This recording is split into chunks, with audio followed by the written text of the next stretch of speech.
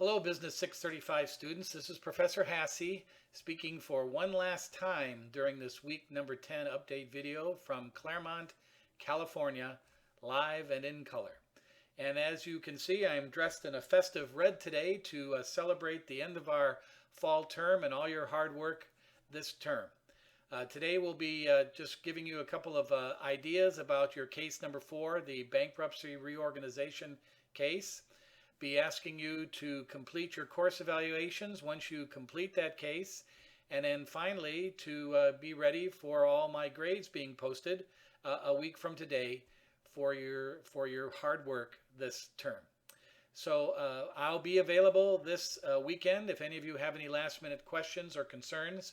I did have my office hours last night, Thursday, but it was a little late at 8 o'clock. But nobody signed on, so I assume maybe you're all doing very well, or you haven't checked your messages over the last couple of days. But be that as it may, let's just talk a little bit about case number 4. Now, in the course of our class this term, we have talked about financial statement analysis. We have talked about the reason we capital finance, stocks and bonds. We've talked about taking assets and investing them, and are they going to generate an adequate return, both future value and discounted present value, in terms of the cost of capital and the cash flow that that asset is generating. We've talked about different ways of strategizing using these different capital budgeting techniques. We've talked about leasing.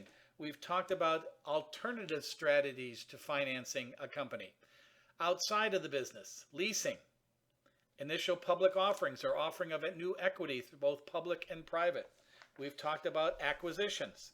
And then finally, this 10th week, we wrap up our study of managing financial resources with the final chapter of a company's circle of life, bankruptcy. Is it worth it, dead or alive? Should you reorganize and continue your company, or should you just liquidate, cash out, pay off your creditors, and naturally, the equity shareholders are probably not going to get much out of the deal? Well, a good example of that is case number 4 of this week. This is a real company with the names and dates and numbers have been changed to protect the innocent. But this is a real company. And this company, Duraware, is in financial trouble. And they have to make a decision. And Mr. Peterson, Alex Peterson, who is invested in debt in this company, has to make a decision.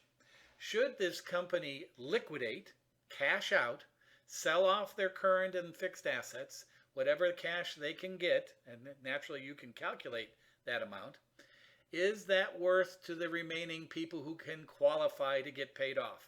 That was one of the key questions in the early part of this case.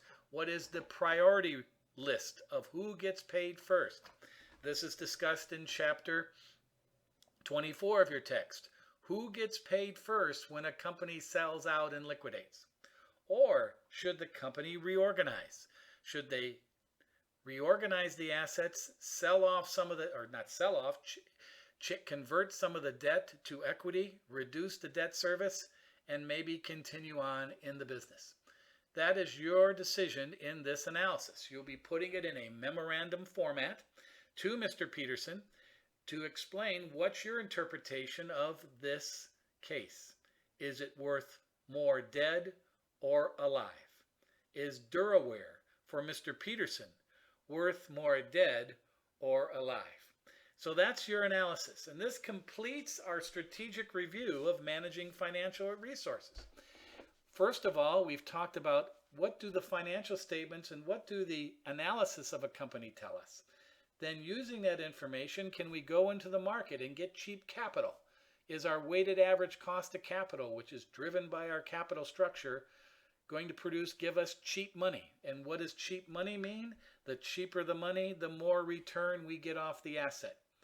And what is that return of the asset? Well, it's net income plus cash flow. Cash flow designated by adding back in depreciation, cash flow designated by net working capital, cash flow designated by salvage value and after-tax salvage value cash flow. Put all this together, is the asset worth the return? Finally, we looked at alternative methods to managing financial resources, leasing, new equity, new debt, mergers, acquisition. So this course has been designed to provide you with different strategic alternatives to managing assets of a company, different interpretations of the financial statements, of the data. And this has been our priorities throughout this class. Yes, it's been an online platform, which has made it quite challenging, I know, for some of you students. But one of the key things about this is you're learning how to interact with the internet. You're learning how to interact with different types of teaching platforms. You have to be a little bit more disciplined. You have to pay a little bit more attention to what's going on. And in return, that's going to benefit you throughout your professional career. And that's one of the things I have strived in this class. We've had some discussion forums. We've had some individual work. We've had papers. We've had PowerPoints. We've had spreadsheets. So I hope this class has given you a basis by which you can go forward in your studies. In our Blackboard site, which I'm sure some of you are getting quite sick of after these last 10 weeks, but again, I will keep this site open for 3 years after this class has closed. In other words, when you go on to other classes in your MBA program, if you go on to other challenges in your career or where you might need some information, you can refer to this Blackboard site for any information. But above all that, you can refer to me. I am now part of your network. You can call on me for recommendation letters. You can call on me for information. You can call on me for information about other classes or other schedules. I'll be more than happy in the future to help you out. One of the things I ask of you is highlighted in this Week 10 file folder is complete the course evaluation. Why is this important, even though it's only going to take you about 5 minutes to complete, is after you finish our course, after you post case number 4, I'd like you to go back and give me feedback, give the university feedback about how this course, the goods, the bads, and the ugly. How did it help you? What did you not get out of it? Give us some feedback. It helps me immensely in planning future Business 635 classes.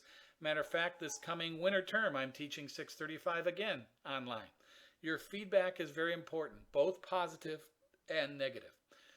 If you want to get your grade by Friday, December 13th, post your course evaluation.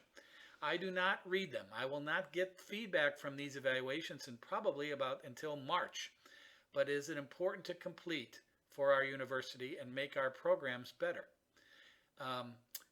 If you have any questions or concerns about the course that you'd like to speak to me directly, if you'd like an explanation of your grade and how did I calculate it, you're more than willing to ask me those questions over the next week or so. Be more than happy to talk to you about that. So again, course evaluations, I'd like you to make sure you complete case number 4.